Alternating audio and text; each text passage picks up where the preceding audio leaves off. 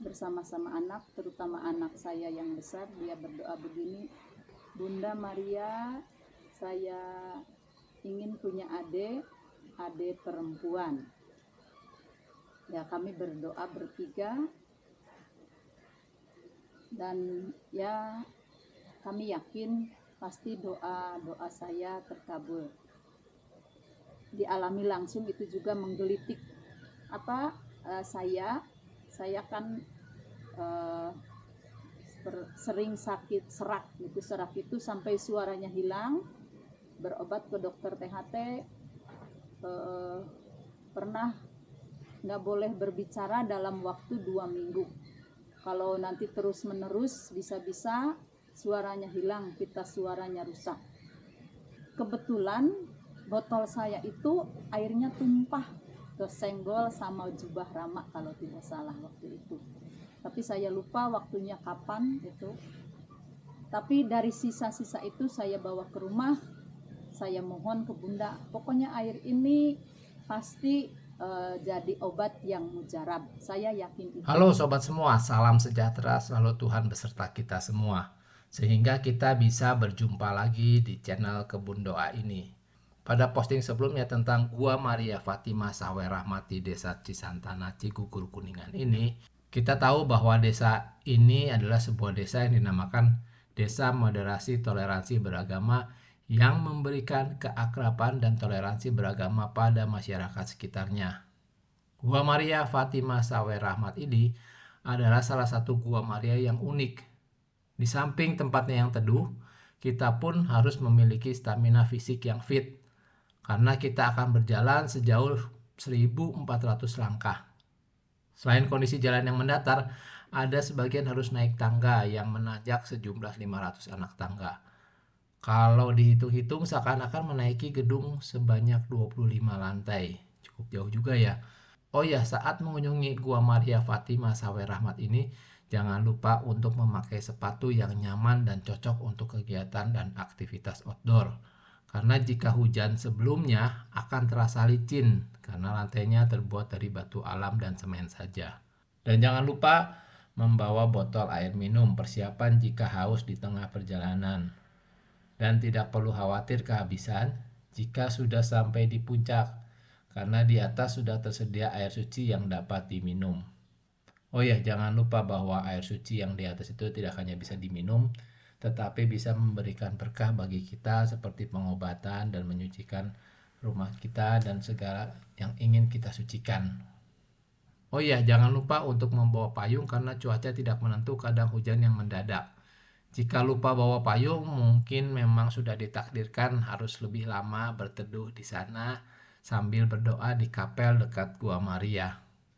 Untuk jarak dan waktu tempuh ke Gua Maria Fatimah Sawer Rahmat Kuningan ini dari Jakarta, Bandung, Cirebon, dan Bandara Kertajati bisa dicek di postingan sebelumnya ya.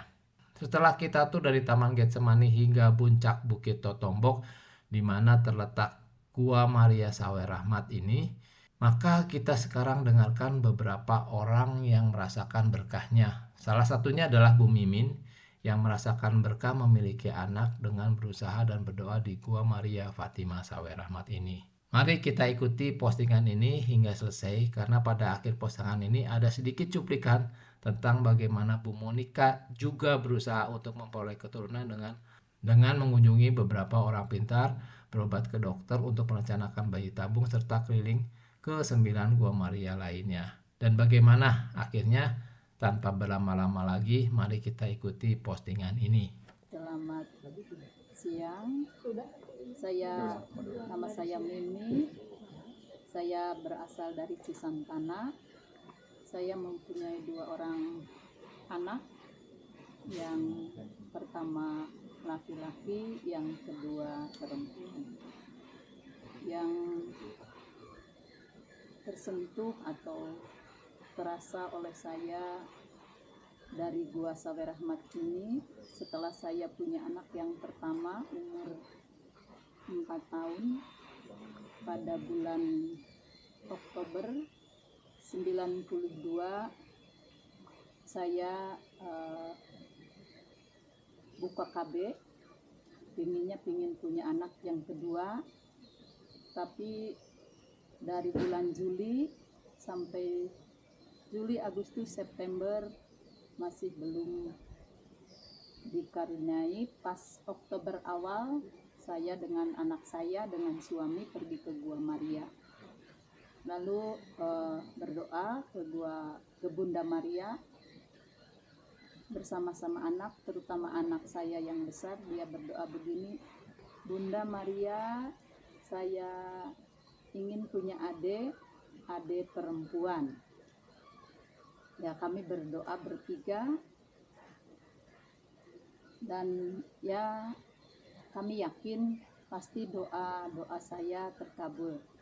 Ternyata 1 bulan setelah itu saya dinyatakan hamil ya, dengan pemeriksaan ya ke rumah sakit waktu itu bulan Oktober akhir. Ya, berjalannya waktu selama saya hamil ya tetap saya berdoa, semoga ya, karena saya mengharapkan anak perempuan. Dan kalau dulu memang saya tidak pernah pergi USG atau periksa ke dokter, hanya paling periksa ke rumah sakit ke bidan. Dan ternyata pas anak saya lahir, anak saya adalah perempuan. Saya yakin itu semua berkat dari Bunda Maria. Jadi doa anak saya yang pertama dikabulkan oleh Bunda Maria. Ya, sampai saat ini pun saya tetap berdoa, yakin kalau memohon kepada Tuhan lewat perantaraan Bunda Maria, pasti doa saya terkabul. Lalu mungkin yang kedua juga ini dialami langsung, itu juga menggelitik saya kan sering sakit serak gitu. Serak itu sampai suaranya hilang, berobat ke dokter THT, pernah nggak boleh berbicara dalam waktu 2 minggu. Kalau nanti terus menerus bisa-bisa suaranya hilang, pita suaranya rusak. Ya, saya ikuti saran dokter, tapi ya otomatis saya tidak bisa kalau tidak bicara sama sekali. Ya, akhirnya saya pernah ngobrol sama Rama Abu, Rama, atuh saya minta obat apa? Ini tenggorokan saya sakit. Rama Abu, heureuy, itu sama biji kedondong aja, kata Rama itu ya. Dah Rama mah kata saya. Lalu pas Kliwon, saya misa di sini, saya nyimpan air di sana, nyimpan air. Setelah misa kan biasa diberkati oleh Rama.